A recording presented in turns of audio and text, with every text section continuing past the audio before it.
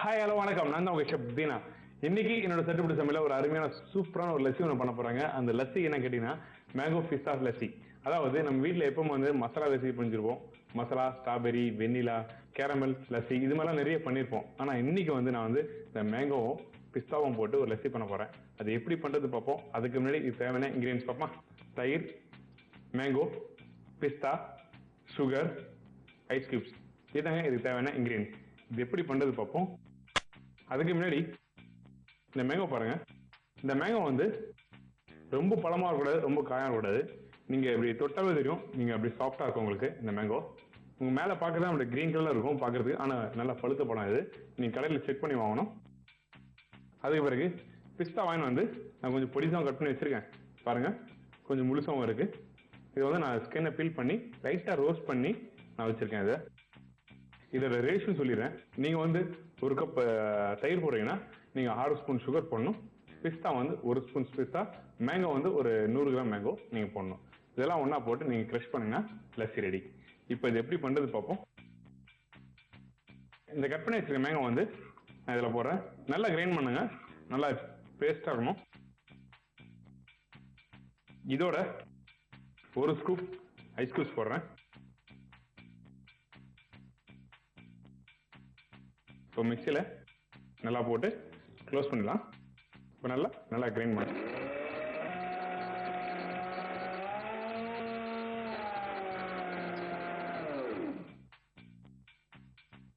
இதில் பாருங்க, இந்த மேங்கோ வந்து நல்லா கிரைண்டாக இருக்கு.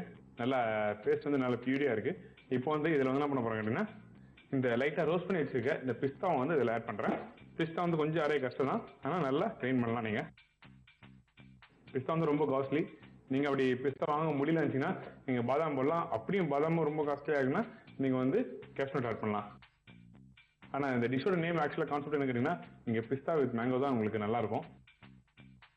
அப்படி வாங்க முடியாதவங்களுக்கு வந்து இந்த ஐடியா சொல்றேன் நான். இப்போ இதுல வந்து நான் 6 ஸ்பூன் போடணும்னு சொல்லியிருக்கேன் ஒரு கப்பு தயிருக்கு. ஆனா ஃபர்ஸ்ட் வந்து நான் 3 ஸ்பூன் வந்து சுகர் போட்டுறேன். இன்னொரு ஸ்கூப் ஐஸும் இதில் ஆட் பண்றேன். ஐஸ் வந்து உடனே நீங்க போட்டீங்கன்னா தண்ணி ஆயிடும். அதனால ஸ்டெப் பை ஸ்டெப்பா வந்து நான் ஐஸ் கியூப்ஸ் போடுறேன்.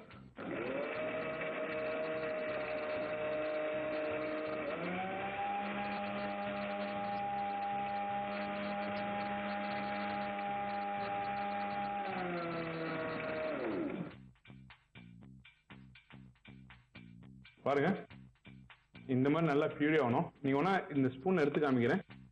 அந்த பிஸ்தா எல்லாமே வந்து உங்களுக்கு நல்லா பேஸ்ட் ஆயிருக்கும். இது என்ன கேட்டீங்கன்னா ஐஸ் கியூப்ஸ் தான். போக போக ஆட்டோமேட்டிக்கா மெல்ட் ஆயிடும். இல்லை நீங்க வாட்டர்ல ஆட் பண்ணக்கூடாது. நீங்க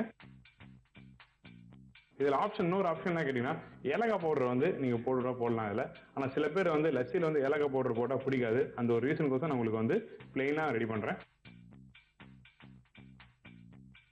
இப்போ இந்த தயிரை வந்து இதில் ஆட் பண்றேன்.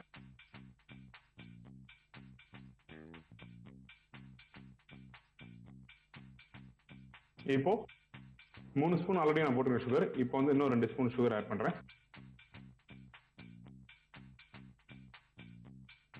இப்ப திருப்பி வந்து தயிர் போட்ட பிறகு நீங்க ரொம்ப நேரம் வந்து நல்லா பேஸ்ட் ஆகக்கூடாது. ஓரளவுக்கு பேஸ்ட் ஆகணும்.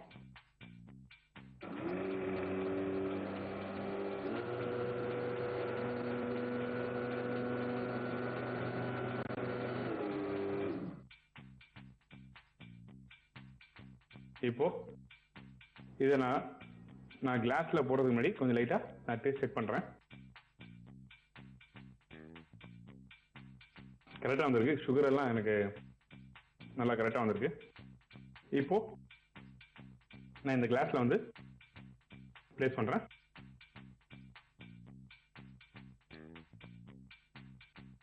நீங்க ரொம்ப சில்லா சாப்பிடணும் அப்படி ஆசைப்பட்டீங்கன்னா அந்த டைம்ல என்ன பண்ணணும்னா இன்னொரு ஐஸ் கியூப்ஸ் எடுத்து இப்படி போட்டுடலாம்.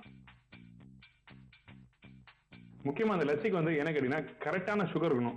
ரொம்ப நீங்க சுகர் போட்டாலும் வந்து அந்த லஸ்ஸி டேஸ்ட் போயிடும். அது இல்லாம வந்து ரொம்ப நேரம் நீங்க ஓட விட்டீங்கன்னா அந்த லஸ்ஸியோட உண்மையான டேஸ்ட் வந்து உங்களுக்கு கிடைக்காது.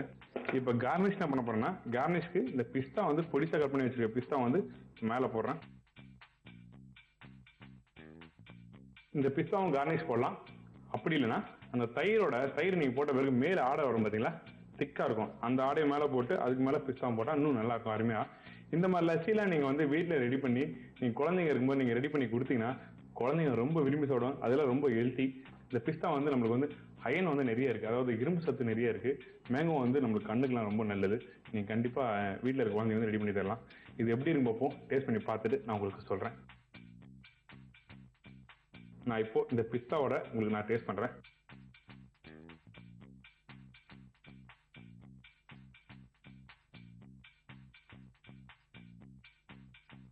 சூப்பரா இருக்கு உண்மையாவே. நீங்க அந்த பிஸ்தோட சாப்பிடும்போது அந்த ரியல் டேஸ்ட் உங்களுக்கு வந்து ரொம்ப ஃபீல் பண்ணுவீங்க. நல்லா சூப்பரா வந்திருக்குன்னு.